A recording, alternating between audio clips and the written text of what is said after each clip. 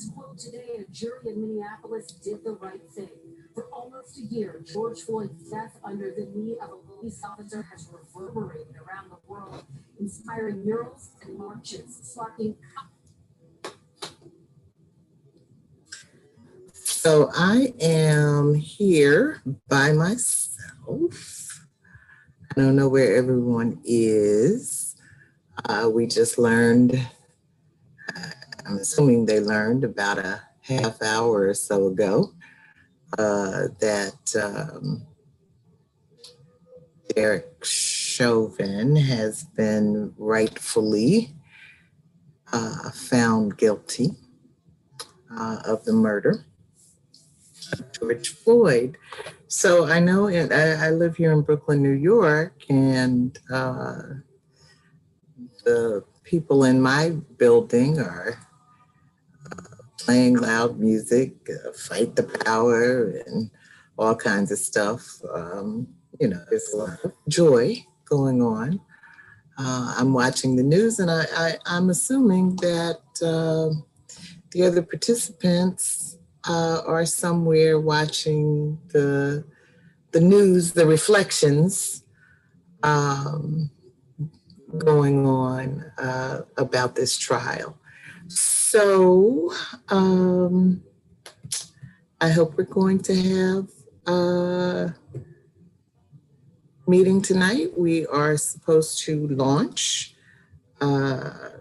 session 15 of the Global Black Feminist Reading Circle, where we are going to be hosting discussions on Octavia's Brood, science fiction stories from social justice movements. Feels like the verdict in the Chauvin trial feels a bit like science fiction.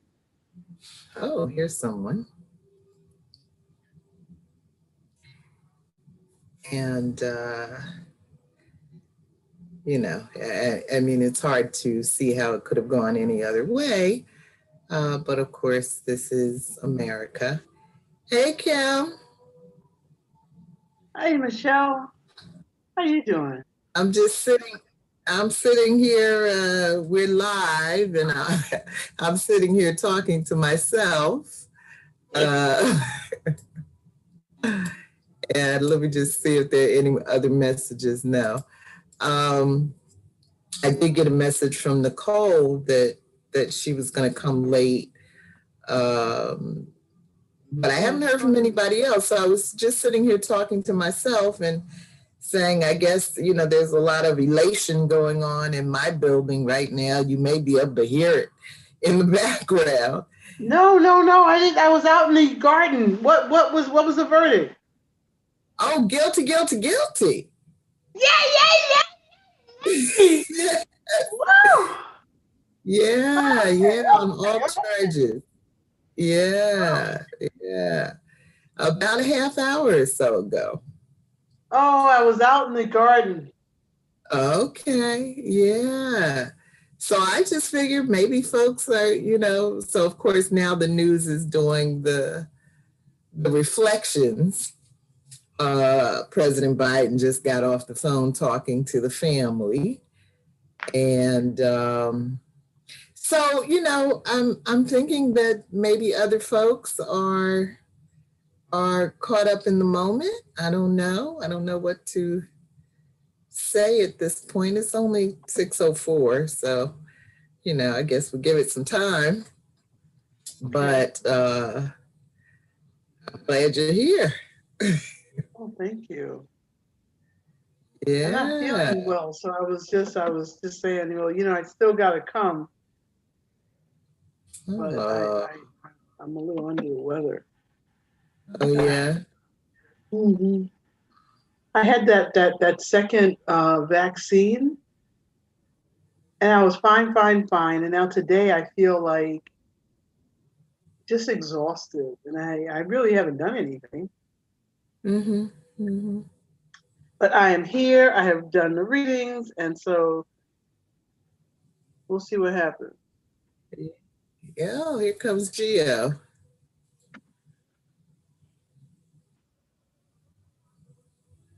Good, good, good. So I'm sorry to hear that. Yeah. Yeah. Oh man, I'm so glad about the verdict. Thank you for letting me know. Right. Yeah. Yeah. Finally. Hey, Gio. Hey, Hi, Gio. ladies. Hey, how you doing? Hanging Hey. in. Did you hear Okay. the verdict? Yeah, somebody texted to me. I was staying away from TV today. Yeah. Yeah. Well, I didn't even expect them to come back so soon. Right. Uh, but Right. the lawyers have been saying, if they're coming back this soon, that's a good sign. Um, Because if they wanted to find him not guilty, they probably would have needed a lot more discussion to come to that conclusion. okay. Okay. So, you know, so Yeah. I was just saying my building is like bursting with joy over here. So I hope it doesn't get so loud that it interrupts our discussion. Oh, that's okay. That's Yeah. cool. And Nicole said she is going to come a little bit late. Okay. And who else? I don't know. I don't know if we're waiting for BJ tonight. Um, her children were in town.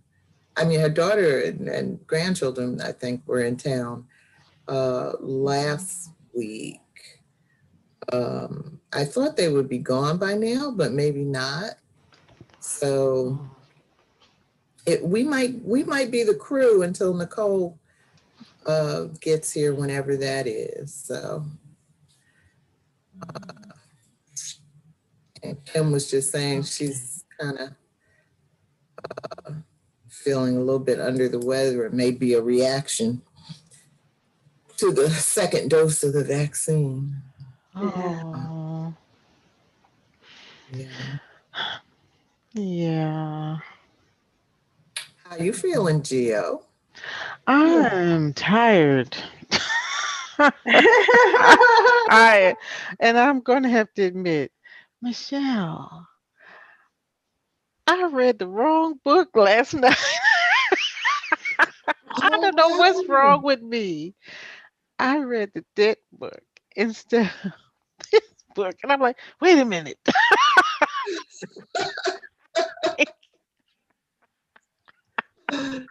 Oh no. Oh So no. I'm just gonna wing it, okay? No. Yes. Okay. Well, you'll be able to wing it with this one, and Kim and I will kind of summarize the stories for you as we go along, because we both read, and they're all issues I'm sure you're familiar with. Um, so yeah, let's go on and get started and launch session 15, and welcome everyone to session 15 of the Global Black Feminist Reading Circle. This is the 15th book that we are reading together as a group. We are reading, Georgette, this is for you. We we are reading Octavia's Brood, science fiction stories from social justice movements. So it's a collection of short stories by a whole bunch of writers. And the editors are Adrienne Marie Brown and Walidah Imarisha. And we should be at it about 9 weeks, I think. And you can learn more about the Global Black Feminist Reading Circle on Facebook, where we have a public page, and that's where we post events to watch us on YouTube, or if you want to contact us about joining the discussion, you can do that there. And of course, we have a YouTube channel where all of the videos are housed. And I am Michelle Odom, and I'm located in Brooklyn, New York. And happy to be here on this happy occasion. You know, I was concerned because they announced maybe about an hour and a half ago that they were going to come down, that the jury had made a decision and they would be announcing it in about an hour. So I was saying, oh, you know, is everybody going to have heavy hearts? Yeah. We're going to have to, you know, scrap the agenda and process our feelings. Yeah, we've been there. So I'm happy that the jury came to really the only conclusion that a rational human being could come to in this situation. So, oh, Venita is here. All Not right. expecting her. Hey, Oh, Venita. with a smile on her face. Somebody must have heard the Okay. Yeah. Hi, ladies. Hey. Hey, Everybody's frozen. you looking kind of happy. Well, I am, but you know, I'm very happy, but I was watching it live on YouTube, and I'm only gonna come in for a minute, but I had to die when Georgette said, I read the wrong book.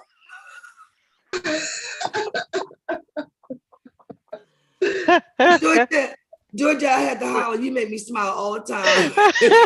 I'm just keeping it real, Venita. I'm keeping it real. I know, that's why I love you. That's Aries, keep it real. We tell it like it is, and we tell the truth. And I was watching it on YouTube, and I'm like, I had to die. I needed that laugh. She said, I read the wrong book. That sounds like something I would say. Only I usually say that. Oh my Yeah. goodness. But I'm very happy. And hi, Kim. Hey, Venita. How's my sister doing? You know, I miss you. I'm here today, man. I didn't want to let the group down, but I was just like, go, because I'm a little under the weather. Yeah, I know. I'm just very happy today about the verdict of the trial to hold. I won't even call his name accountable for murder. So I was very happy about that. Well, let's see how the sentencing works and how the appeals work. Well, it's going to be appeal always. You know, that's just the normal, natural thing to happen.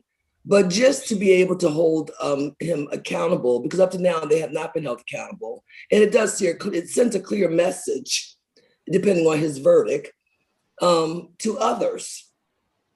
You know, that now you will be held accountable, and also too, they're sending bills to legislation so that they can hold the other policemen accountable if you are standing there witnessing that you are accessory to murder.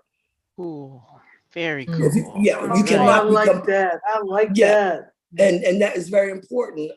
More important than this verdict, because it does nothing for the family. Yes. Really, their loved one is dead. It does nothing for me, really, other than it's to send a message. You're being held accountable. Now pass some laws where if a policeman, like in this situation, 3 of them stand there watching you murder a man, you are an accessory, period, to murder. Because being complacent it doesn't alleviate you from responsibility. It's just like omitting the truth. It's still a lie to me. If you omit the truth, you're still lying. You know. Well, Venita, give us your introduction. Oh, my name is Venita Walker, and I'm joining you for 2 seconds because I have not read the book from Cromwell, Connecticut. Well, you can stay. You're in good company. I'm always in good company when I'm with you all, Michelle. Always. And Kim? Hi, I'm Kim Brandon. I'm in New York, and here is my book. All right. And Gio? Glad to be here. All right. I'm Georgette Moses, and I'm in Columbia, South Carolina. My book is on Kindle. It's on the computer, so I can't show it to you. But trust me, I have it. You have it, and now are you sure it's the right book? Because BJ said she thought we were reading Lilith's Brood. Oh yeah. We're gonna get it together, It was just confusion in the air. Something. Yeah, whenever we take these long breaks, it's something in the air. Yeah. So yeah, Venita, I'm happy. I mean, we have to start somewhere. That's what I'm saying. Yeah, we have to start somewhere, and exactly. It's a step in the right direction. I think having the world watching, and having all of those folks, including a lot of white folks, who were out in the street for all those months last year, made a difference in this case. So, we know it's not everything, but it's a step in the right direction. Definitely. And, definitely. Those folks risked their lives. Those folks that were on the street were risking their lives. I don't think people understand. They have no problem putting a bullet in anybody, black or white, that was out there that was standing for justice. So they were still had tons of courage, because didn't nobody say they had to live through protesting? A lot of folks don't get that. That's a serious business. And, there are good people. And a lot of white folks came out because they know the difference between right and wrong, good and bad. But they would have had no reason taking them down either. They was just not feeling it. So they really had a lot of courage to do that. They had a lot of courage. That's right. Yes. Yeah. So let's talk about Octavia's Brood. And Gio is up to facilitate next week. And Gio, the stories are Evidence by Alexis Pauline Gumbs and Black Angel by Walidah Imarisha. And so because these are short stories, you can kind of skip the stuff that you didn't read for this week and just focus on those two if you want to, because they're not connected, Okay. All right. Cool.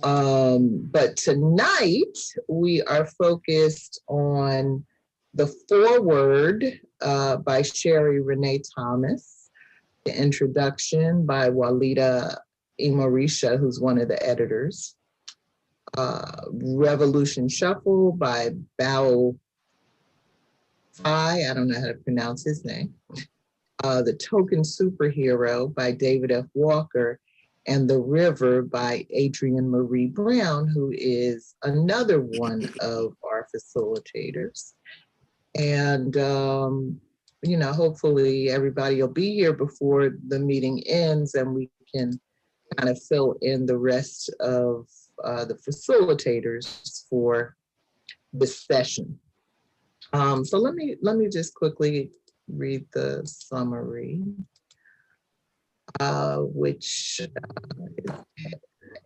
has a couple of quotes at the top. All justice, all social justice work is science fiction. We are imagining a world free of injustice, a world that doesn't yet exist. And that's for sure.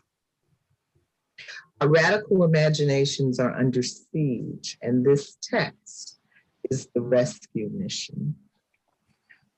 The first quote was from one of the editors, Adrienne Marie Brown. And the second one, Our Radical Imaginations Are Under Siege, is a part of the advanced praise for the book, a guy named Stephen Barnes. So to summarize, in the first few chapters of Octavia's Brood, we learned the activist writers gathered in this volume are part of a global quest for social transformation, for justice. The short stories of visionary fiction raise a broad range of social justice issues, from urban gentrification, bioterrorism, racism, and militarism, to motherhood, environmentalism, spiritual journeys, and psychological quest.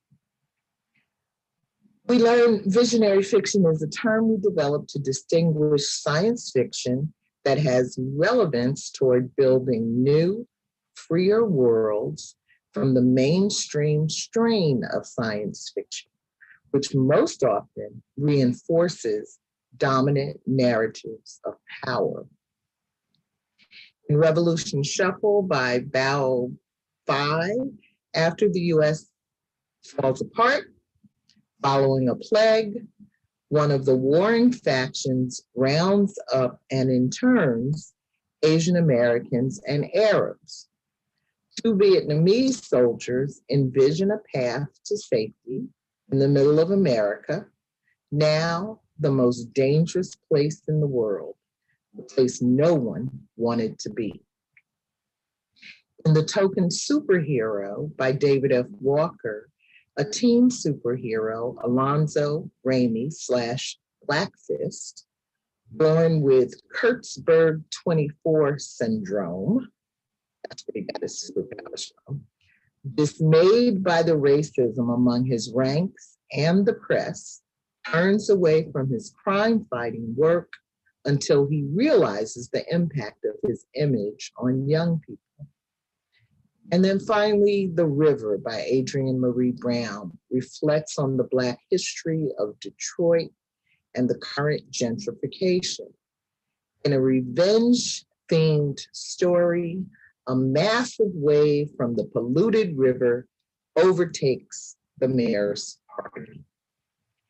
And so I did highlight some questions we can start with. And Gia, why don't you read number 2? Okay. Or yeah, number 2. Okay, number 2, A and B. Okay, gotcha.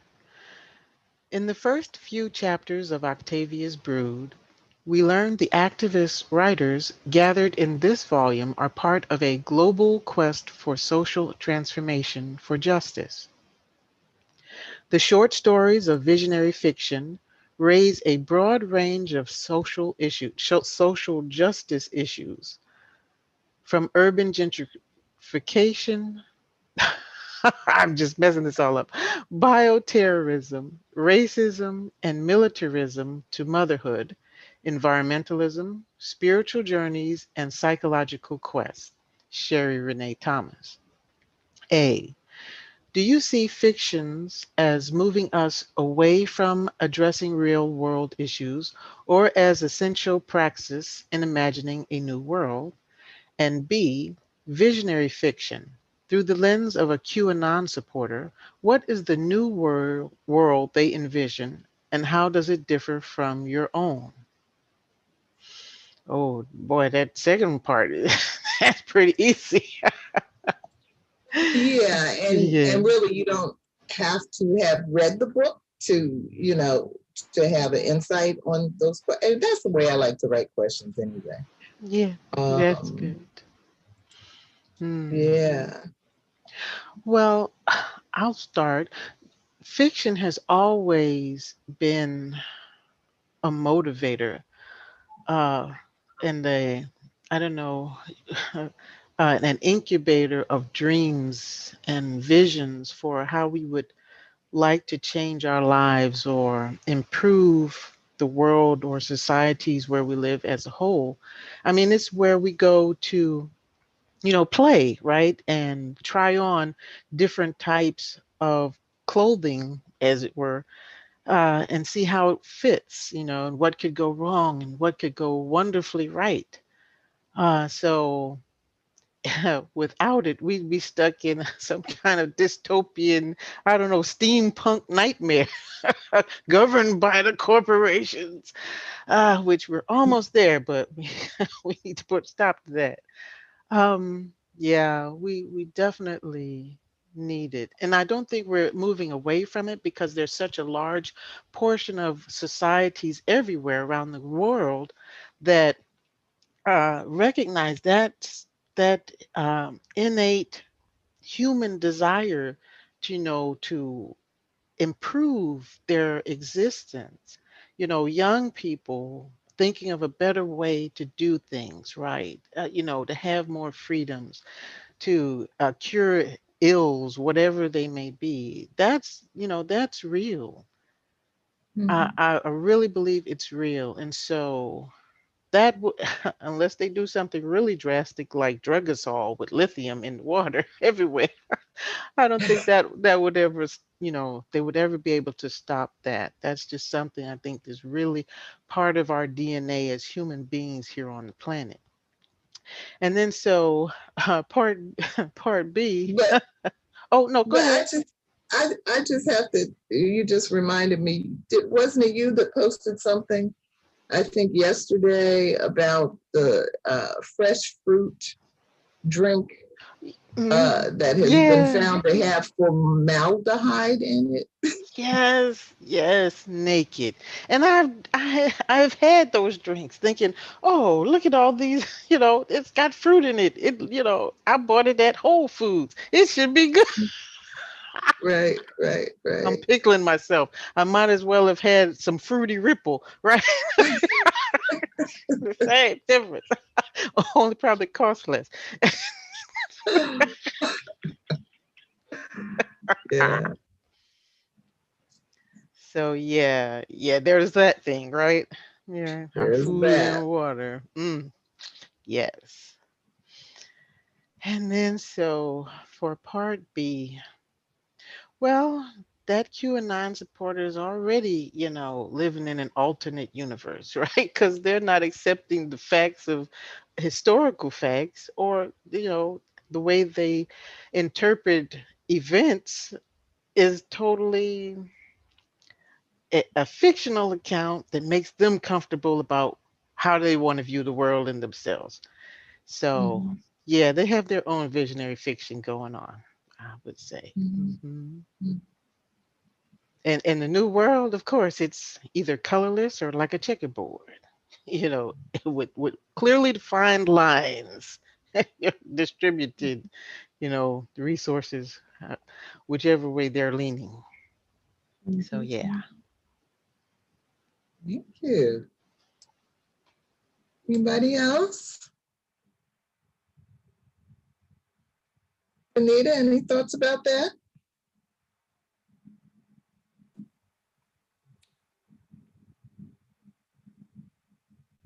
I don't even know what to say about that. It reminds me of that commercial when we were growing up. And it was a silly little commercial if you think about it in retrospect. Remember the commercial about Calgon bath oil beads? Calgon, take me away. Take me away. when you, sometimes, since we don't have any more Calgon in 2021, we might need a little fiction in our life to spark our imagination. But I don't really do a lot of fiction, I think, now, because it feels like I'm having an out-of-body fictional experience for the last about 5 years now. So it's almost like you don't really need it to stimulate your imagination, because it seems like, all this is, don't you kind of feel a little bit like you're floating, around, and all these things around you are happening, and like you almost, if it wasn't so real, it's so real, it sometimes feels like it's not real. Mm-hmm. So I do think fiction comes in handy to stimulate the imagination. But today, we're stimulated quite a bit. Mm-hmm. You know, we really are stimulated quite a bit. And of course, not to get off the subject, you know, I feel about going to the grocery store. What do? Turn the TV on today. Somebody else in the grocery store. That's understood. Mm-hmm. Now for QAnon, you know, I can't even go there. You know exactly what they want. And that's not going to happen. But meanwhile, they are forced to be reckoned with because, you know, for them, their beliefs are normal. If that's what you believe, and many have been believing since the day they were born because they've been born into those beliefs, it's a hard nut to crack. It really is. And that makes them a little bit dangerous for us or for those that don't have those beliefs. Mm-hmm. But yeah, we know exactly what they want, and it's not going to happen, you know, because there's enough people that don't believe and have not been born into those beliefs that is there to counteract their fantasy world of only white folk, you know. So that's that. Yeah. I'm a little distracted by what's going on. Well, yeah, and I'm just thinking about, you know, some of these states like Minnesota have been preparing for weeks with the National Guard and et cetera for the reaction to the Chauvin trial. And I don't know who they are expecting to show out. It seems unlikely to me that it would be Black folks. I mean, you know, even if Chauvin had been somehow exonerated, I don't really think Black folks would have been doing anything that would require the National Guard of several states to contain. But I think that they're worried about white folk, QAnon types, going berserk, and this is just the kind of verdict that caused them to snap. Because they do seem to be sincerely into their beliefs. And, you know, and I always wonder about that. I always wonder, you know, when you hear people who appear to clearly be living in a fantasy world, I always wonder, do they really believe their own bullshit? Or, you know, like the whole thing about stop the steal. There is no evidence of a steal. You know, so do you really believe that there was a steal? Or are you just putting that out there because you need a pretext for whatever, you know, foul kind of reaction you want to have?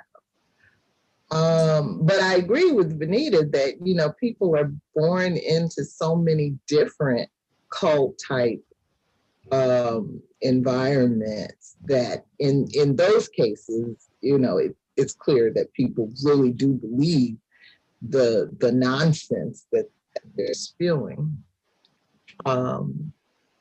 So, but whatever their vision is, you know, it's very bizarre, and very different, I believe, than from what people who are grounded in the real world see and believe. And, you know, that I think was one of the powerful lines for me in the prosecutor's closing statements. You can believe your own eyes.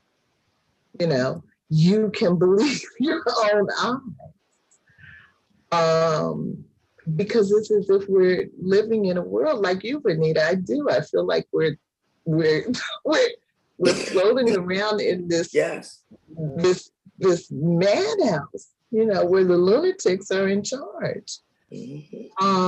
Where up is down and left is right, and left is right, and, you know, as if your five senses are invalid. So,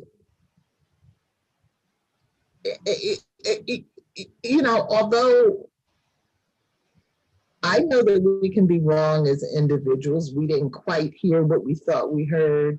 You know, we didn't, the hand is quicker than the eye. You know, we didn't quite see what we thought we saw. But when people are as this far apart as we are, I mean, it's one thing to have a different angle. You know, you had all those people that saw George Floyd die. Each one was standing in a slightly different space, had a slightly different angle on the situation, and yet they still all pretty much saw the same thing. And so to me, when that happens, when you're looking at something from all different angles and you still pretty much see the same thing, that to me is when you can trust that you're dealing with a fact, that you're dealing with a piece of reality. And so, you know, I absolutely understand and believe and value fiction and as a stimulus to our imaginations.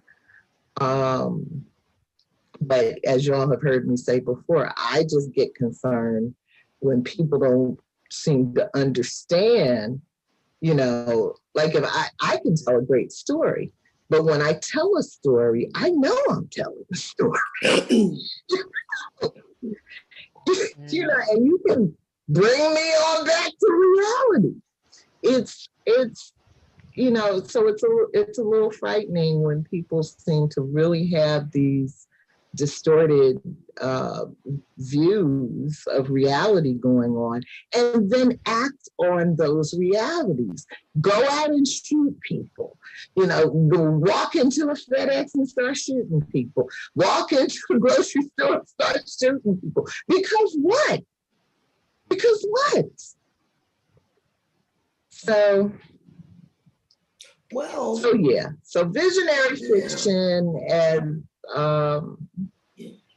as these authors describe it, are really kind of like exercises to help us get a real vision for the kind of world we want to see. I've heard a number of commentators today say that even with a guilty verdict, as Black people, we need to draw a distinction between justice and accountability.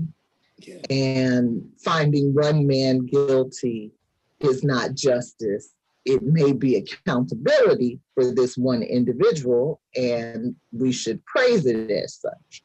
But, you know, real justice, making people whole, is not what this verdict is. And so, you know, so I look forward to the stories in the book and helping ourselves and anyone who cares to join us on this journey in getting clearer in our own minds about the kind of world we want to see. So I'm excited about it. Okay. Kim, are you still with us? Are you okay?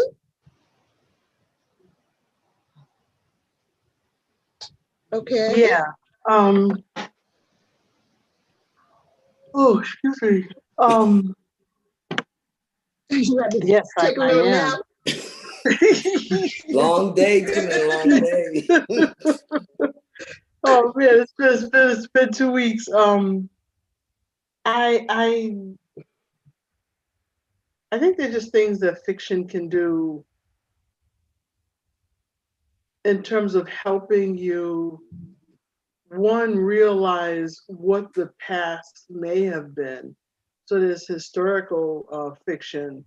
And so that's why I loved when we were reading The Night Women together, because it was just like this learning of what the day-to-day may have looked like for enslaved women. And especially when that one fell in love with that man, I was just like, what now? And then in terms of looking at the future, I think that when I grew up, if someone would have described the fact that we would all have these meetings and we'd be sitting here on Zoom today, that would feel like science fiction to me. So the trajectory of technology has changed us drastically in the last 30, 40 years. And so I think fiction allows you to see that. And it's amazing how so much of what we see, it was in fiction before, that the things that have materialized today. So I love the idea of writing fiction, especially when you look at this particular, how a lot of the writers never wrote fiction before.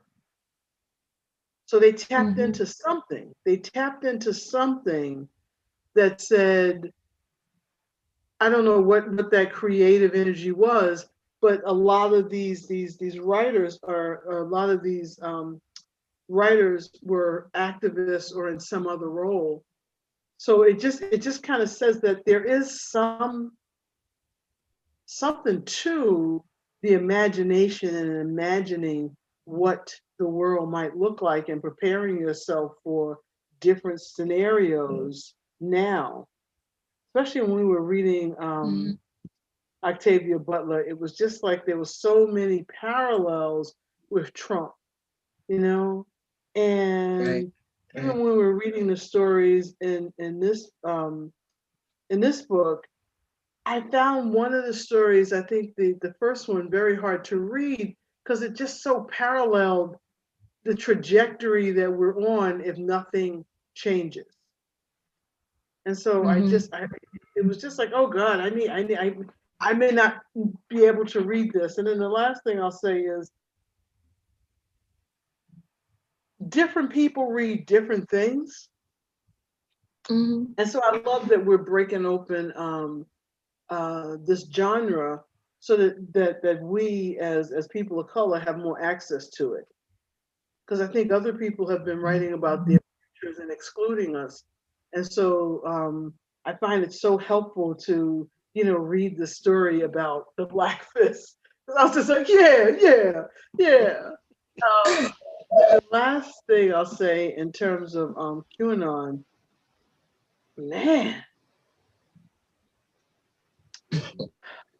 I think that altered reality that they live in, I don't think they see it as fiction. I think it's a reality that's altered to meet their needs. And it is so violent and so brutal. And it has this hierarchy of who's human and who's not. And any given day, different people shift. And the scary thing about that is their women don't have the same standing as they do, but the women will protect them to the end. And neither do their children. And so when you see people who are narcissistic by nature with a house full of guns, I think they all need to worry about their own mental health and their own homes as opposed to pointing guns at everybody else, because I think they're going to wake up and there's going to be guns from their own children pointed at them.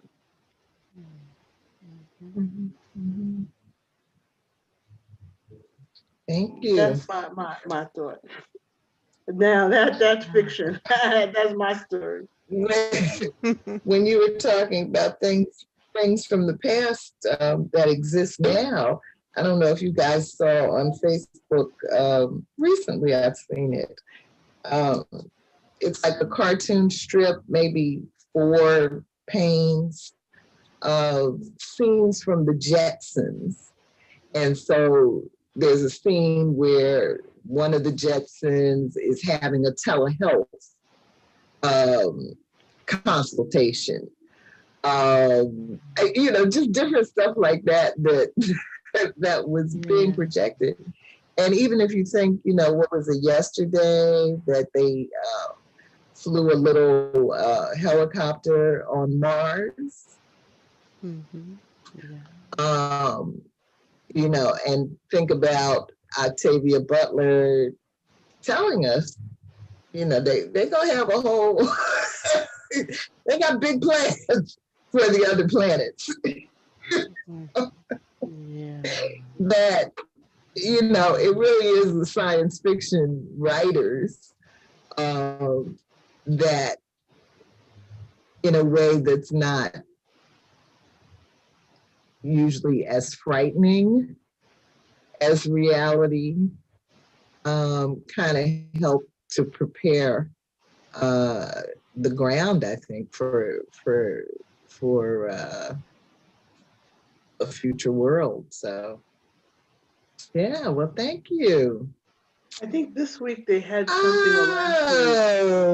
Last week they had. I'm sorry.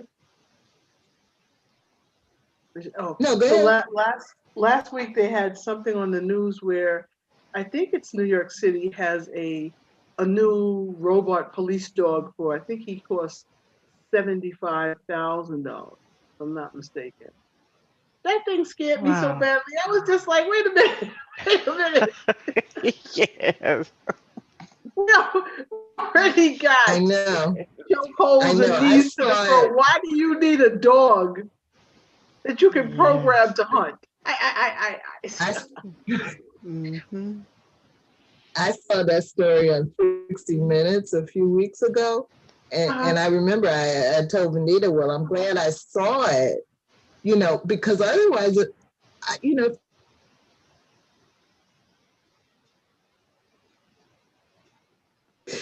it's crazy. Yeah. So, are they going to be better police than the police we have? No, but it feels like it would be almost like, what do you call it? Like video games. Like they could stay home at the station and send that dog into your neighborhoods. They don't even have to get out the car to wreak havoc. Well, Kim, it's going to be very hard in the future to prosecute a policeman because you'll be prosecuting robots. Sucky now. You don't know who sent them. I'm just saying that, they'll come up with something new. You best believe it. So we got humans out there now, and you can't take us all out.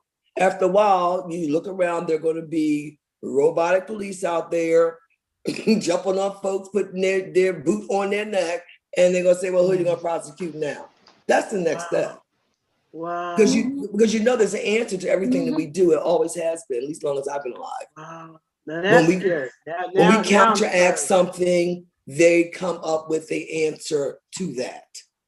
So it's starting out with the little robotic police dog that can run up there and not bite you in the leg, but probably shoot some crap in your leg or something that enable you. And then after that, they're going to slowly progress. And after a while, you won't even see police walk around. No, you'll see them maybe in their car from a distance, and then they'll open the door and they'll let out their robotic dog and open the door and let out their robotic partner. Wow. Let's just hope. Who are you going to blame now? Who is going to blame now? Not only can we do what we want to do, you can't prosecute a robot. On top of that, you can't kill one either. 9 times out of 10, it's gonna be hard to kill it. So, I mean, they'll find another way to answer to our fight for freedom and to live. They'll find another way. That's next. Well, I just hope that there's. Oh no, I was just gonna say I just hope that everybody involved in this new progressive technology they're inflicting on us understand Isaac Asimov's 3 laws of robotics. And what are they? Number 1 is a robot may not injure a human being or through inaction allow a human being to come to harm. Number 2, a robot must obey orders given it by human beings except where such orders would conflict with the first law.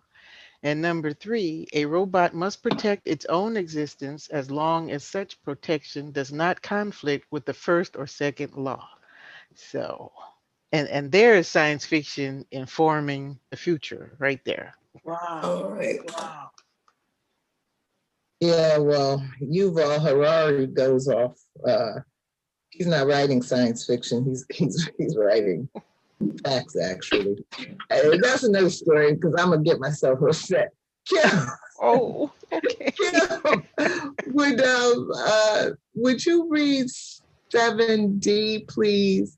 And this might be the story that had you feeling like, you don't know how you're gonna feel about this book. But read 7D, please. Yeah, Michelle. This is a book right here. I'm just scrolling. Okay, so I went past it. I hit 9. Okay. Where are we at? 6, 7, 7B.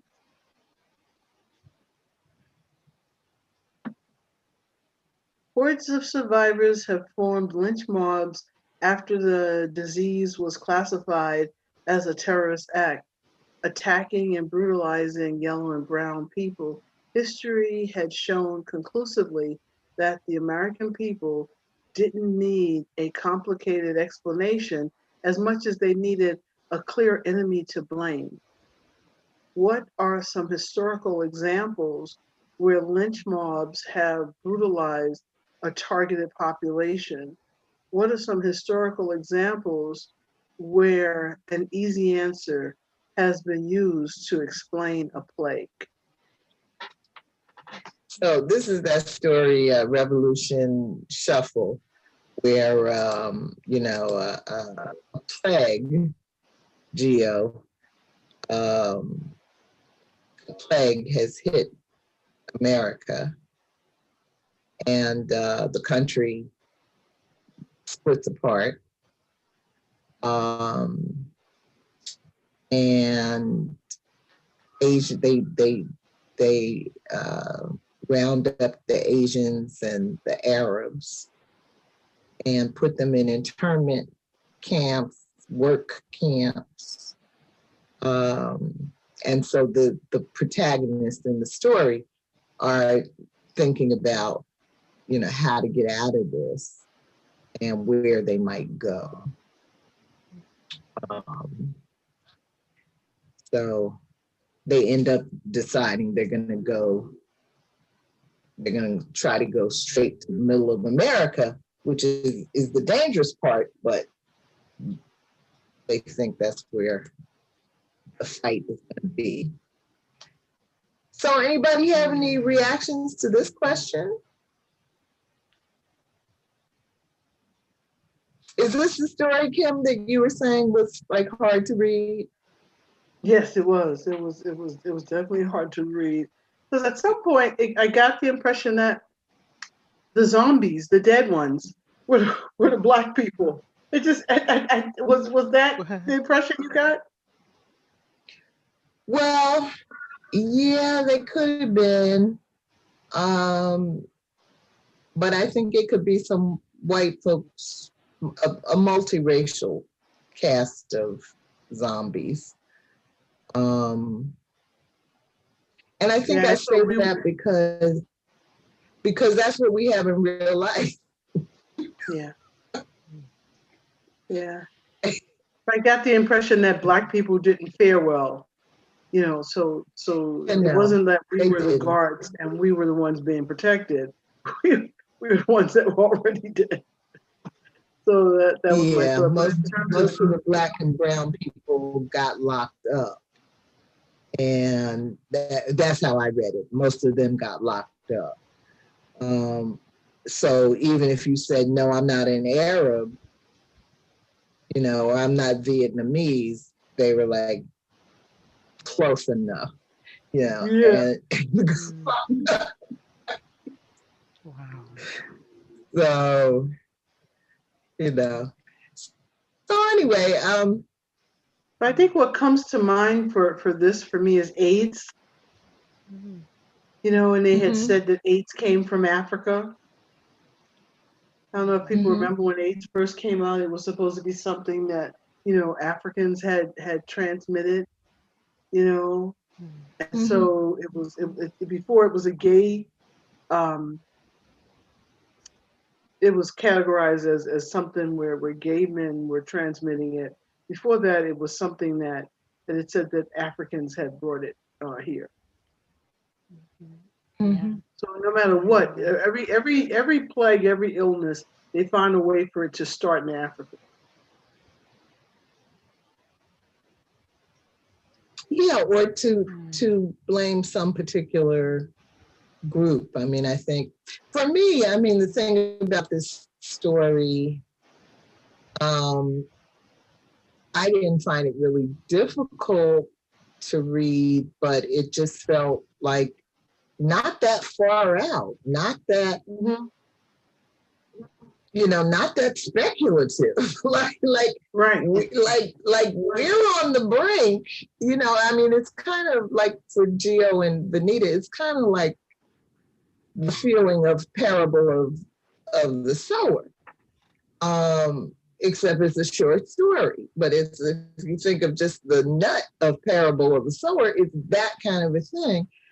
And so, you know, with, I think the central idea being that the United States has broken up into these smaller units. Well, you know, I mean, these people are still fighting the Civil War. But, you know, the Civil War was this group of states who wanted to separate themselves from the Union. So it's not a bizarre idea to me that that could happen again in this country. You know, what just happened with the electrical grid in Texas? They're damn near doing their own thing. Like, they're not really a part of the United States.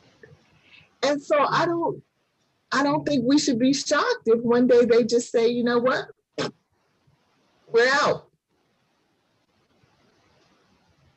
Florida, Texas, we're going to go our own way.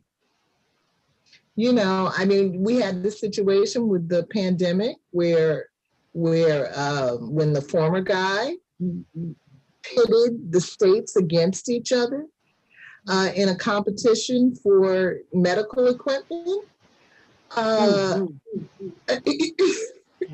You know, and you started to see the formation of these regional purchasing groups. You know, so it's not that bizarre to me. So that was my feeling reading the story. You know, is this really even, can we even call this science fiction? Right. We can be looking at this situation this year. Yes. Yeah. But yeah, no, they never really need much of a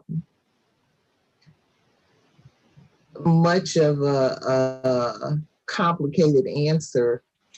And you know, I mean, it's the way this COVID coronavirus plague has played out. You know, if it weren't for the fact that we have to be concerned about dropping dead, it would be really interesting, I'm sure it's interesting for anthropologists, sociologists, political scientists, people like that, to really kind of analyze how this thing has played out, because the scientists have kind of said all along that, this is a new thing and we need to learn about it as we go along. But I think that uncertainty triggered more fear in certain people, which created the space for all the conspiracy theories to fill. And so even as the scientists started saying, okay, well, now we've learned this and here's what we should do, and now we've learned that, and by then it was just a cluster. So it makes me wonder if people can even, or if the masses of people can even handle the truth about whatever is going on. And that maybe our leaders are right to just kind of feed us pablum, because we fall apart.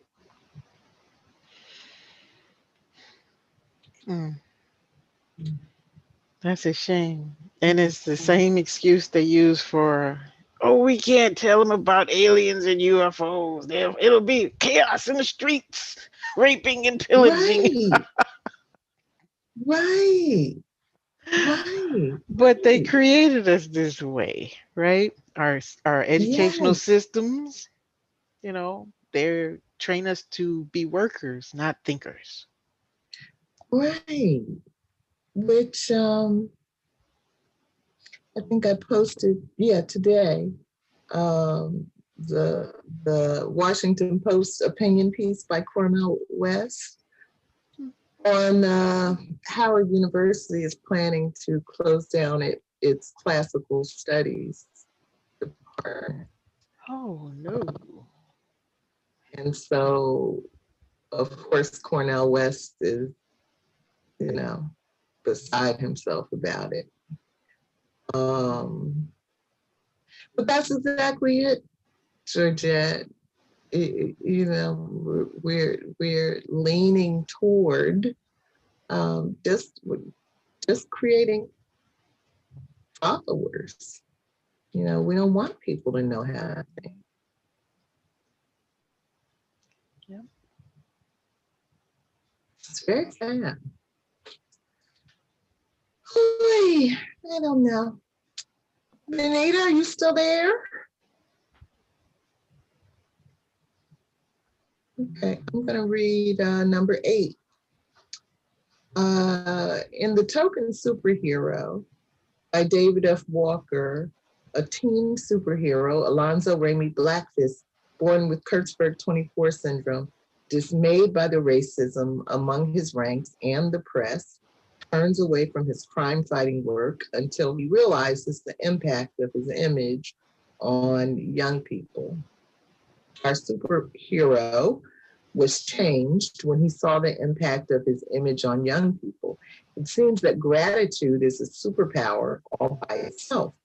Is there a superpower someone has used on you to make a difference in your life? And if so, please tell us about it. So this story, Georgette, there were a bunch of people who were born with various superpower gifts. And a lot of them were white. And so they would have comic books made after them, and they would get, TV deals and praise in the media and all of this kind of stuff. Despite the existence of the superpowers, racism was still a part of this society. And so this young man Black man who was born with superpowers. He felt the racism a little bit from his coast. So they would bring all the superpowers together while they were children to kind of help them hone their skills and, work together in teams and stuff like that. So he felt a little bit of racism from his co-superpowers, but it was more the way the media ignored him and, just made him feel invisible or not important.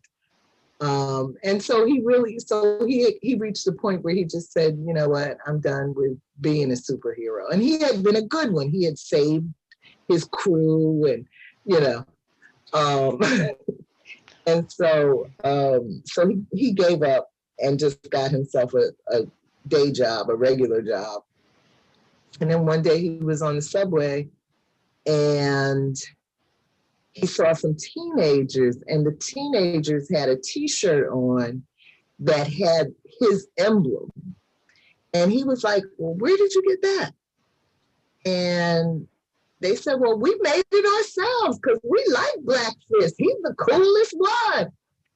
And so he understood that he was having an impact on young people, even though he wasn't getting the media accolades that the white superpowers were getting. Mm-hmm. So, Nicole, is that you? Yes, it's me, you guys. I don't know why I'm not able to, I don't know, the link wouldn't work. So I just came in by phone. But good to be here. I'm sorry it's so late. I had a telehealth appointment. Dealing with my eye. Are we the only people you're having Zoom issues with? Well, I have not really been using it unless I'm at work. So I'm not using Zoom, at home. And so I don't really have, another point of reference, but at the community college that I'm at all day, I'm using it perfectly, but I'm on a different system. So I don't know if it's my internet or just what, but it just, like that buffering, like that, it's just going in a circle. It kept saying it's connecting, but nothing. So I'm not sure, did it alert you, or I guess no, it wouldn't have even, you would have known, you would have heard it. It just kept going in a circle and saying connecting. And so, yeah. Oh. Well, I wish we could try to troubleshoot it at some point. Anyway, we're glad you are here. Yeah. Thank you. You want to give us your name and your location? Yes. Hi, all. I'm Nicole Wilson, joining from Houston. I'm having issues with my eye, and so I'm coming late, guys, but I'm glad to be here. Well, we are glad to see you. We're all kind of dragging our butts tonight. Welcome, Nicole. Yes. Yeah. And Venita's not really going to be a part of our group, but she just stopped in because she wanted to share her excitement about the verdict. The verdict, yes. Yeah. Hi, Nicole. Hi. I miss you. How you doing? I miss you too, Venita. I'm well. I'm hanging on. There you go. Good. Yeah, I'm so happy that you stopped in and shared your excitement about the verdict. I'm just curious. I just can't wait to hear all of you all's thoughts. Yeah. Well, we talked about it quite a bit you'll see it on the first part of the video, but okay. It was certainly the right decision. I mean, but let's try to finish this up. We are on question 8I. And the question is there a superpower someone has used on you to make a difference in your life? And if so, tell us about it. This is the question related to the story, The Token Superhero. Mm-hmm. Is there a superpower someone has used on you to make a well? Y'all gonna be mad because I'm gonna take this one, and then you're not gonna know what to say. I know that's right. I'm gonna say that love is a superpower, and you know, and I had the fortune early in my life of feeling very loved, particularly by my father. And, you know, I think it's such an important element for a child to experience. You know, Venita and I were talking last night about the boy, the 13-year-old boy that was shot by the cops. Adam Toledo, I can't call his name. Yeah. You know, which, you know, was horrific and wrong and horrible and all of that. But you also can't help wondering, why was he outside at 2:30 in the morning? You know, who's loving that boy? And, you know, there are just so many children in our community, in the world, who don't get to experience love at a young age. So I'm very grateful for my experience, but I really think it's a superpower. Yeah. Yeah. Yes, I would have to drop the mic.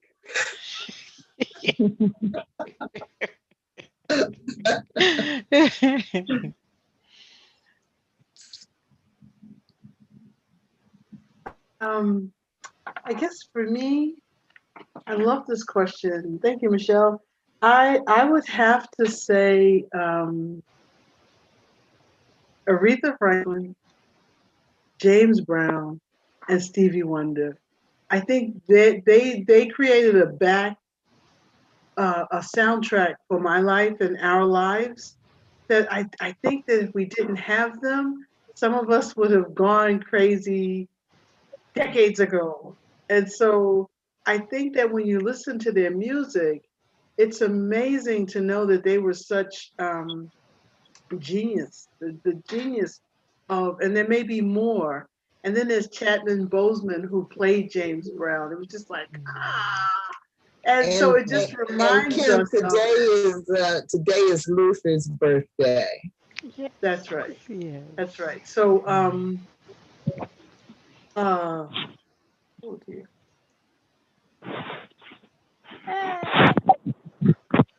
I was going to say, it's gone. It's okay. Take your time. Take your time. Go back. The soundtrack of your life. And then. It was just something. Oh, you know, they had the HBO, I think it was HBO special of Aretha's life. I had no idea. I had absolutely no idea how that music came out of her until we watched that special. And she would go into a studio and she would hear things that no one else heard. And I don't know who else saw that special, but she would direct every single aspect of what happened in the room. And I forget which song she was singing, but on the first cut, someone came after they had finished it and cleaned up a little bit. And she's sitting there playing the song and she says, something's off. Somebody moved the pizza box off of the piano. And she said that pizza box gave a tune to the song that now it's missing. Oh man, blew me out the water. So when you think about genius and superheroes, I have to say it was Aretha Franklin and how she funded a lot of the civil rights movement. So Aretha, Stevie, James Brown. Cool. R-E-S-P-E-C-T. Yeah. You better think.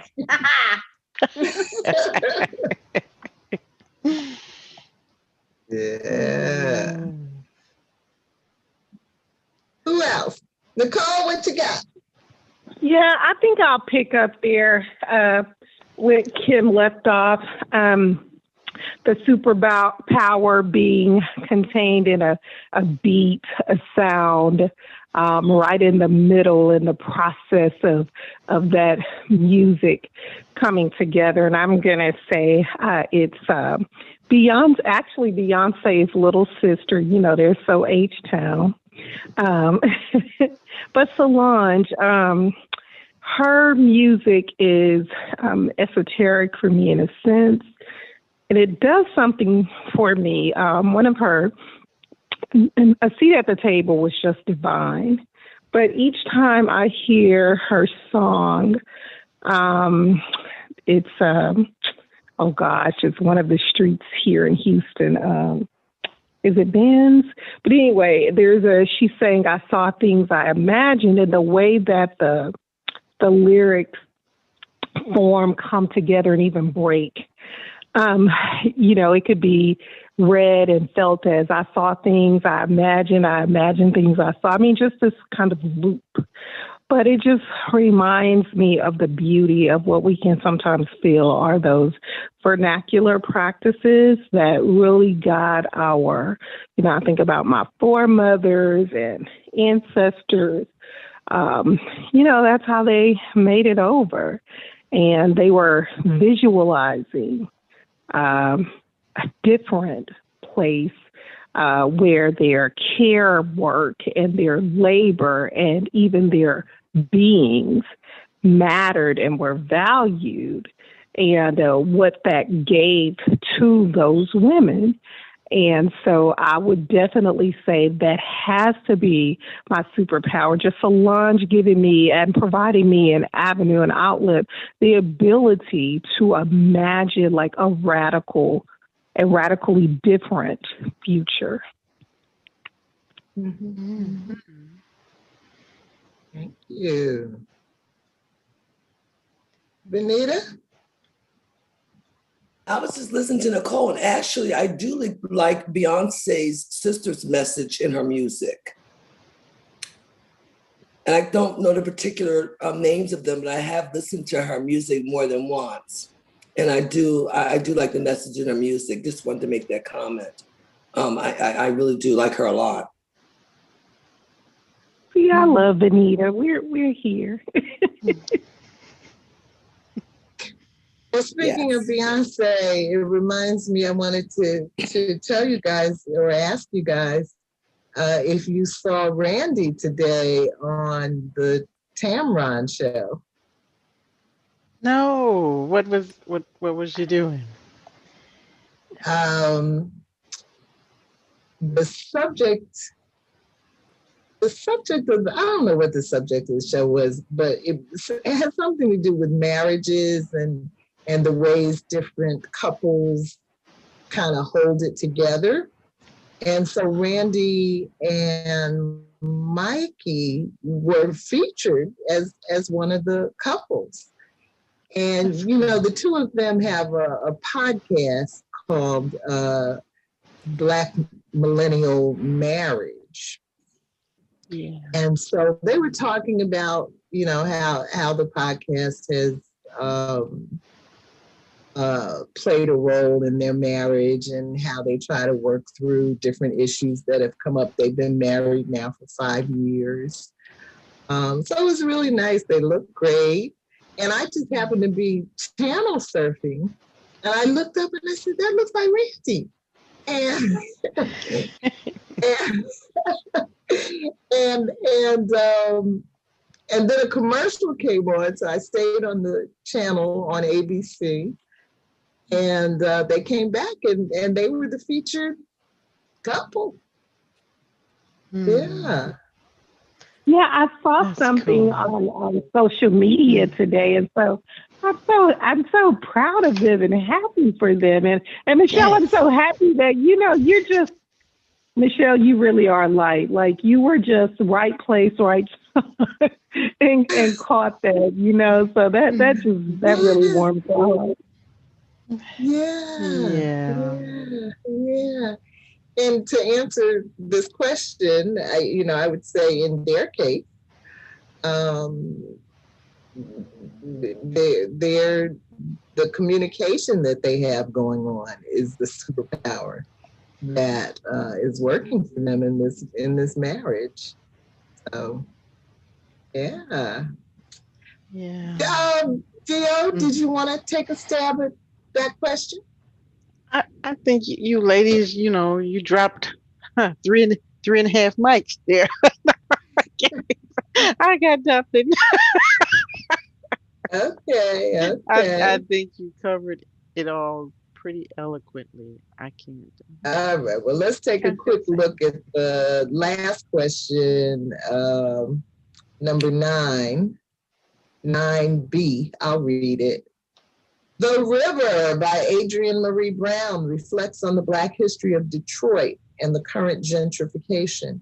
In a revenge-themed story, a massive wave from the polluted river overtakes the mayor's party. Question B. She watched the island harbor empty out, the island officially closed with cement blockades across the only bridge linking it to the city. The newly sworn-in mayor was a local who had been involved in local gardening work, one of the only people willing to step up into the role. He said this was an opportunity wrapped in a crisis to take the city back. Do you think it is significant that the new mayor was involved in gardening? Why or why not? Certainly, our world today is mired in crises. What opportunities do you see? So, Nicole, Gio didn't read the right book, so so I'm kind of giving her a summary. Okay. And yeah, so basically, as the start of the question says, it's based in Detroit. And there's a woman who kind of basically lives out on the river. And she represents old Black Detroit, which is currently in the process of being gentrified. And so the mayor's house is on like a little island on one side of the river, and he's having a party, and he has his back to the river, but the lady on the boat sees this wave coming up out of where, and it's a nasty polluted river, you can't drink the water, she sees this wave coming, but she can't find her voice to shout a warning. And the wave just overtakes the whole party, and people go missing, so that's essentially. So do you see any opportunities in our multiple crises? What's the opportunity in coronavirus?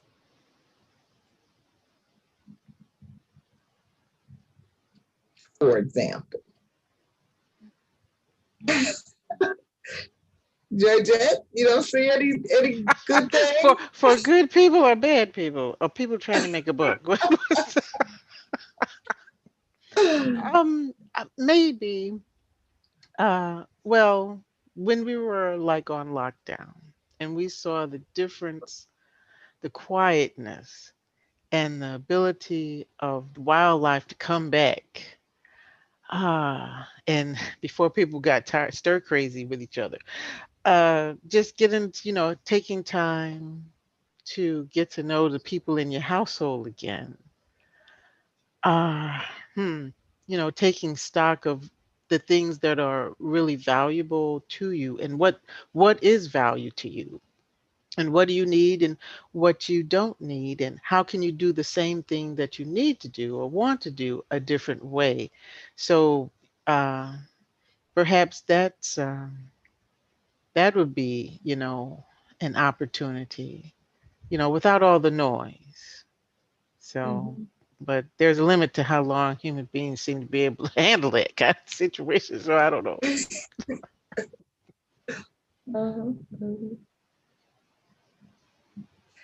Yeah, I mean, I think democracy was and it really is in crises, but it was really hanging by a thread when the former guy was still in office. But the election let us see that there may be slightly more of us than there are of them. And maybe we now have the opportunity to get some things done that citizens have needed for a long time, even pre-COVID. But we've not had the opportunity. So we'll see. I mean, there's still a number of roadblocks and it's not easy and all is not well, but I definitely think we're in a better place than we were last October as far as governance goes.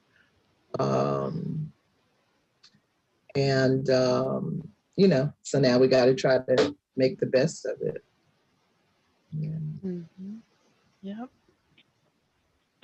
Yeah, Adrienne Maree Brown, she's so special to me. I mean, damn, she's such a powerful writer.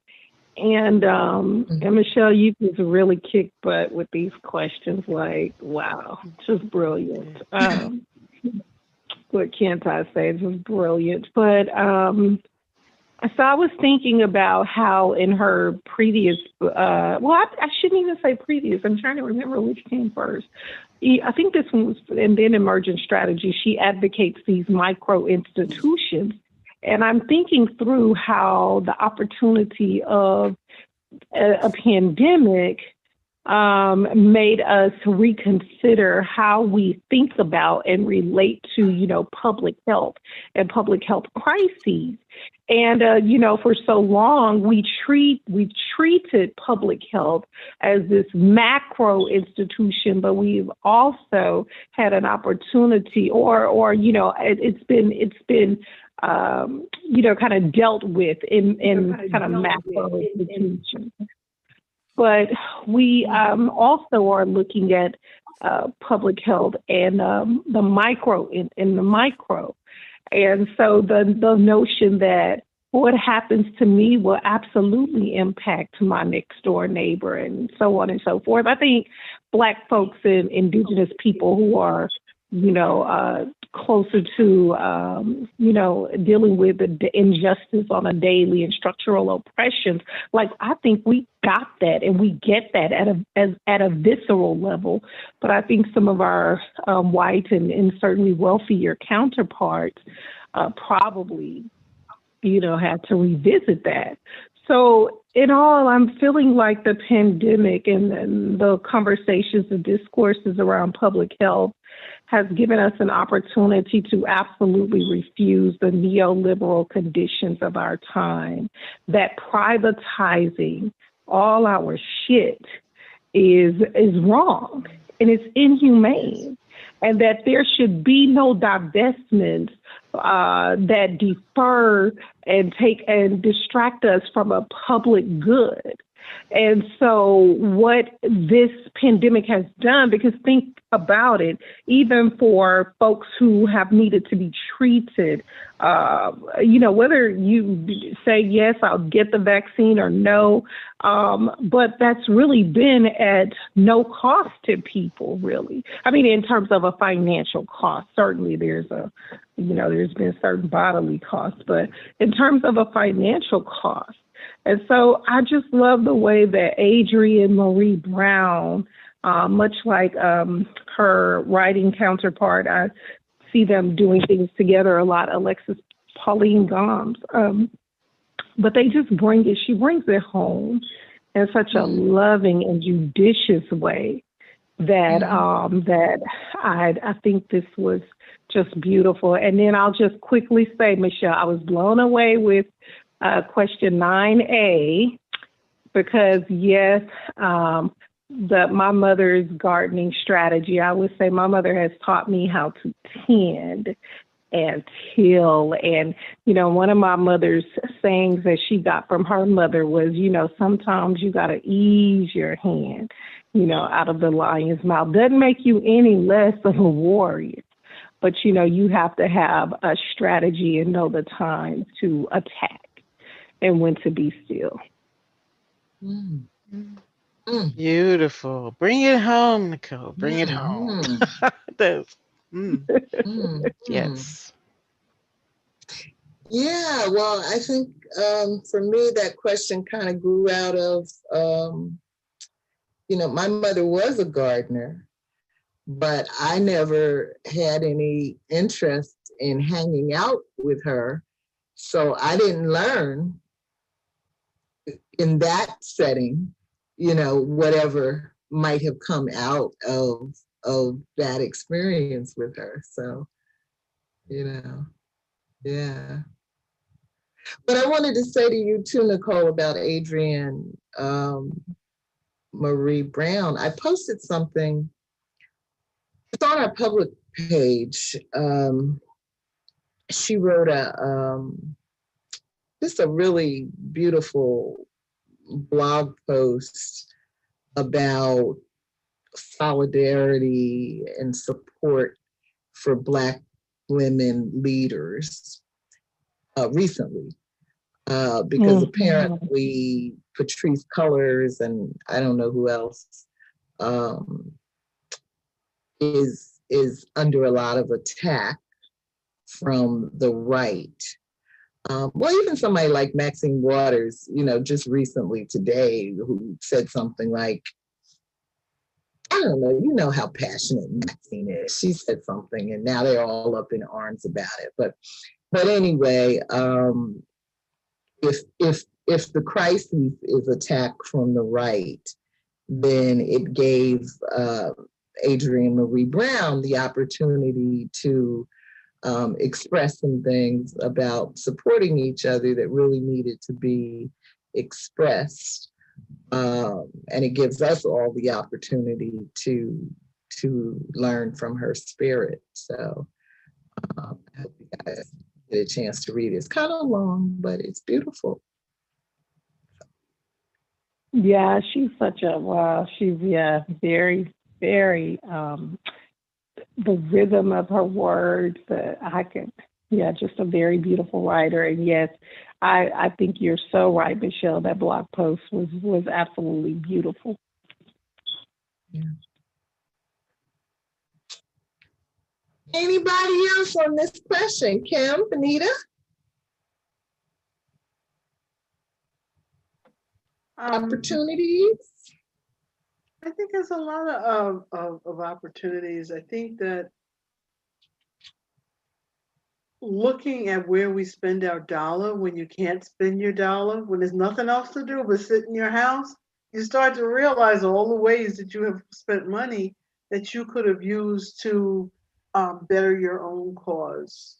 And so for me, I'm just realizing when I look around, there's just so many things that I own that I just don't need. You know, you just go and you say, you needed how many what now? And had it not been for this COVID, I would feel like I needed more of it. And I don't know who we're trying to please or what it is, but I think that we're at the tail end of this economy, and as opposed to being at the head, we're at the tail, and just, you know, as the dog wags the tail, we go in that whatever direction. And I think there's this opportunity to start looking at how to get off the dog, how to get off the tail, and find. I think Nicole was saying that other economies, and to really dig out. Um, I think somewhere in that first story, you know, they were joking when in the first story about the Vietnamese soldiers, it was a woman and a man. And I think the woman kept polishing her nails. That was her thing that she did for normalcy. And at one point, she polished her own nails. And so the other soldier jokingly said to her, "Hey, you took a job from a fellow Vietnamese." Mm-hmm. And so I think that that line just set so nicely with me, because it just felt like, what am I doing that I could create a job or create an opportunity for a fellow person of color, as opposed to every time I need something going online, and, you know, nobody benefits. You know, they say the black dollar is strongest when it, you know, goes from hand to hand to hand 7 times in the community. And since that we're in the process of being evicted from our communities, nobody's even looking at the dollar, much less how many times it passes from hand to hand.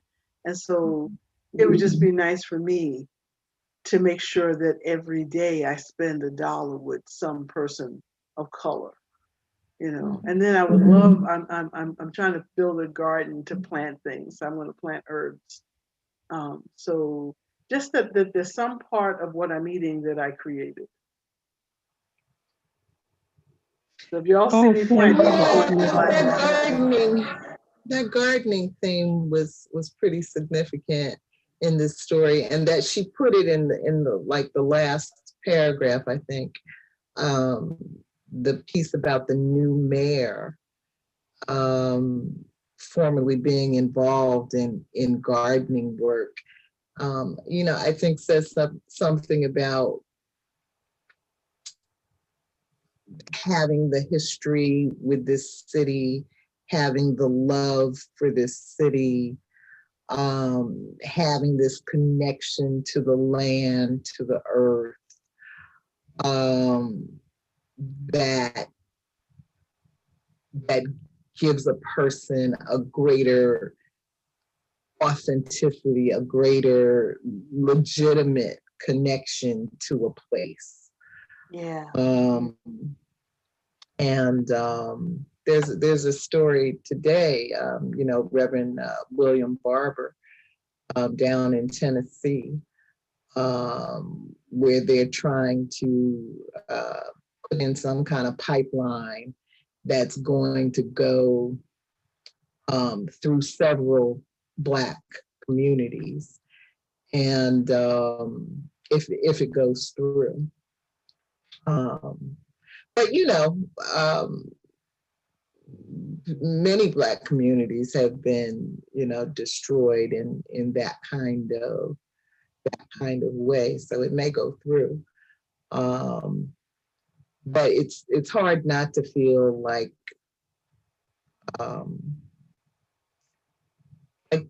we're just at war, like we are just being targeted for all manner of destruction. And, you know, we started out at the beginning, Nicole, talking about reality versus fiction. And, you know, and so I'm expressing that as a feeling because, you know, maybe there's some other objective way of looking at it. But it certainly feels like the Black community has been targeted for destruction. Yes. Powerful. So, Okay. Well, I think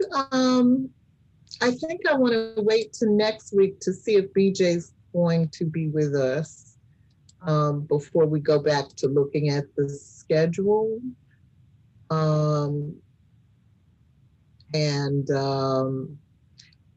Because I think the only reason she's not here tonight is either because her daughter is still in town, or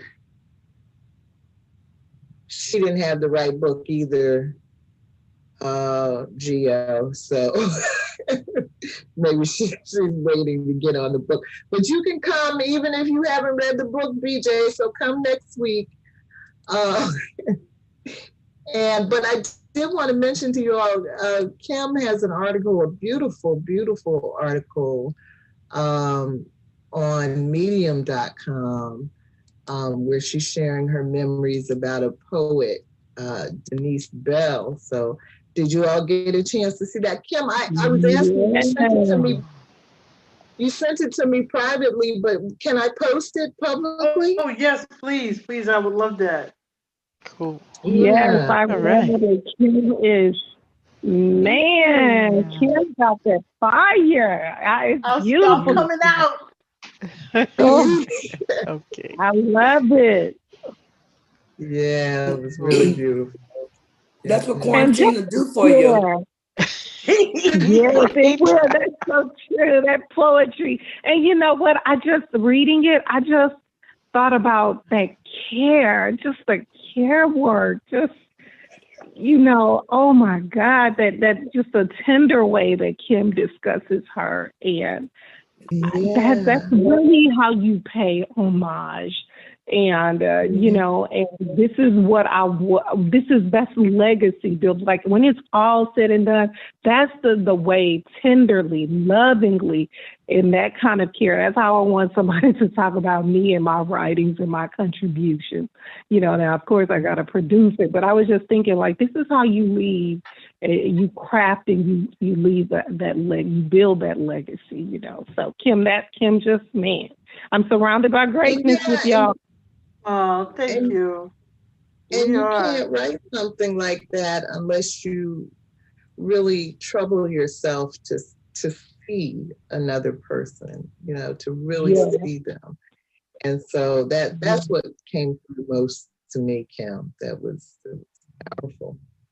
I was actually going to ask you if you wanted to leave us with a piece of poetry, but I know you're not feeling energetic, but if you feel up to it. I don't think I brought anything downstairs. Okay.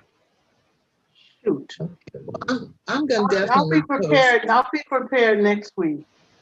Okay. Oh, wait a minute. Oh yeah, I do. Let me go onto Facebook for a second. So you can finish your talk. I'm gonna go onto Facebook. There's a lot of stuff on Facebook. Oh, okay. Yeah, so she's writing about a woman named Denise Bell, who was a poet who passed away recently, and a good friend of Kim's, and someone she learned a lot from, and spent a lot of time with, and different kinds of writing workshops, and it's just beautiful. You have to post it. So yeah, I can't wait to read it. Me either. I just post it. As soon as we get off here, I'm gonna post it. Please. Yeah. I'm looking for a poem. It's just to take me one more second. There was something else I wanted to mention. I don't know. I think it has something to do with the book Debt, because the guy that wrote that book has another book called Bullshit Jobs. What? I think I was thinking about it. I think I was thinking about the pandemic and opportunities, and anyway, that's another subject. I'll tell you about it later. Okay. We're gonna end on a happy note. Venita, Right. you stayed with us all night. I know. I just can't stay That's away because you from. love us. That's why I was going to say I can't stay away from my people. I was just listening to We're Nicole saying, glad. I was just listening to Nicole when she was saying, what families were brought closer together and you got a chance to know each other. Maybe that is where you are, girl, but we down some kids in Connecticut. These people haven't seen these kids all their life because they've been out buying those boats and those houses. And now all of a sudden, a lot of them discovered they actually had 3 kids. That's terrible. What you say now? I was saying that, in Connecticut,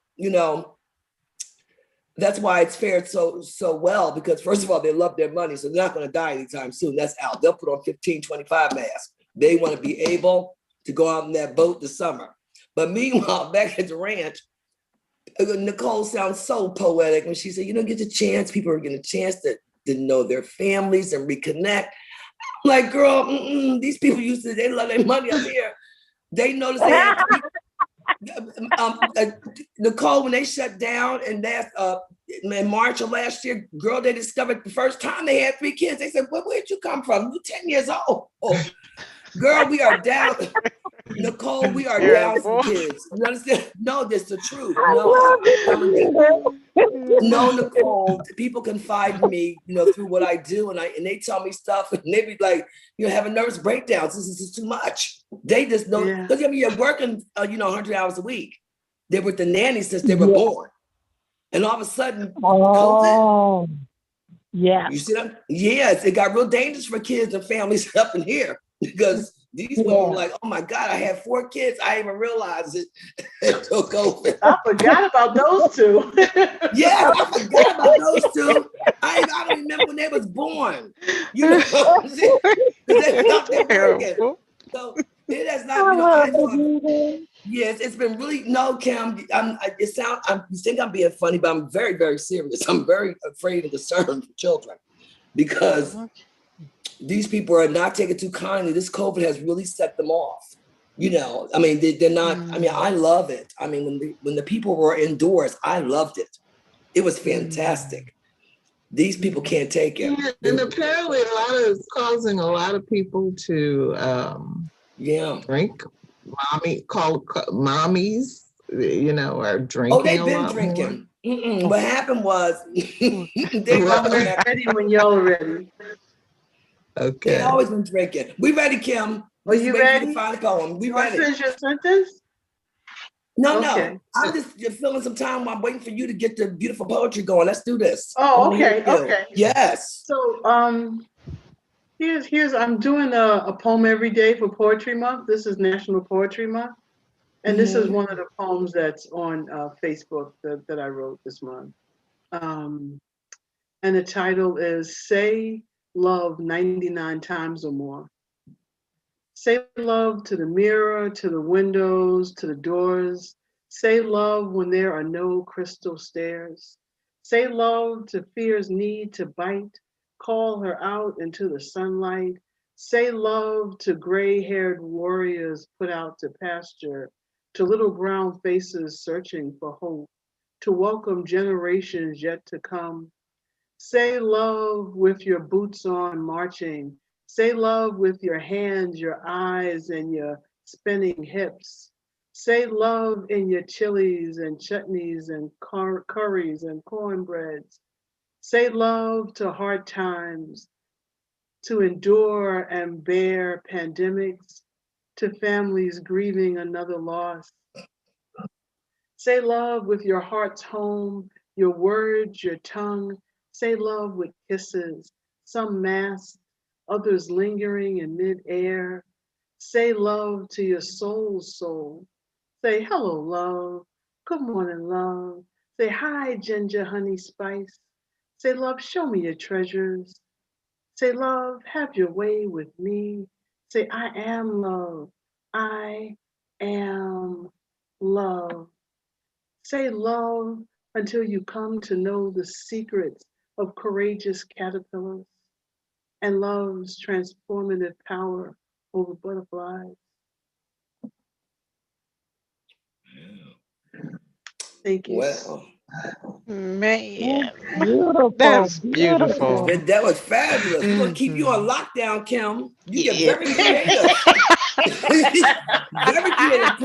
COVID, you wear COVID well, girl. You do your COVID thing. That was beautiful. I know that's right, Venita. I'm over here snapping. You know I'm over here just rocking girls film now. I'm like, Goodness. yes, keep on lockdown. We get some good poetry. Wow. Thank you. That was Thank you, fabulous, Kim. Kim. That was That was fabulous. beautiful. It was. Oh, Well, I thank you. know Michelle is busy, but I could see that in a little montage with some background Aretha Franklin or Stevie Wonder Yes. music and the words floating. Yes. Oh my goodness, Kim. Can't you see it? So I can't do Yes. I can't do Aretha Franklin because I've already been to YouTube prison. Oh, that's right. I forgot you got the recipe behind that before. You're kidding. Yeah, if y'all remember when we did medical apartheid. Yeah. And that's when I was really into making the clips from our videos. Yeah. And I did a clip when that chapter where we talked about human beings, Otabenga, remember him? Yes. Who was held in the zoo. Yes, in New yes. York. Yes. And I used the music from Sideshow. Let the sideshow begin. Everybody step right on it. I used that music, and YouTube put me in YouTube prison. Where I couldn't make any videos. I remember that. You know, I had to go through this punishment course. I had to watch their shit. What? It was horrible. Well, that's months. Yes. Oh my God. She got spanked good. Oh, they spanked her good. Why are they going after the little people? Because they they ain't doing nothing. Nope. They found Michelle. They said, However, there is a whole world of free audio. Which has a lot of wonderful stuff in it. You just have to go through it and find something you like. So I could definitely put something together with that poem, Gio. That's nice. Yeah. Thank you. Yeah. Wow. Well, let's do it, Michelle. I just I don't want to do it when I'm like a little under the weather, so I have a little little hookup, with the makeup or whatever. But if you up for it, all right. Because I need more for my website. I need to update the website and have a couple of cute little stuffs going on. Oh, Kim said, wait till I'm cute. Wait till. Kim said, hold on. Look, I'm sitting up in here with the tissues and all of this working up in here. Nicole, that's my Kim. I got to love her. Kim said, wait till I get cute. I got to get cute. Yeah. For real. That's right, Kim. We'll try again next week. That's good. All right. Okay. Well, look, my battery is running out, ladies, but I gotta get ready to go. It's been a pleasure. Thank you for having me tonight. Bye, Venita. Love you. Yes, I love you, Nicole. Kim. Needed this. Oh yeah, I need to be with my people. Kim, you look fabulous anywhere. Girl, you always look fabulous. Even when you sit with your dirty tissues over there, you look good. Michelle, I'll talk to you soon. Gio, as always, has been real. Oh, okay, love ladies? you, Venita. Have a good night. Venita. Okay, baby, be safe. All right, then. Okay, you are you gonna cut off the recording? Yes. All right. So you're gonna stay for a minute, and we will see the rest of the world next week reading our story.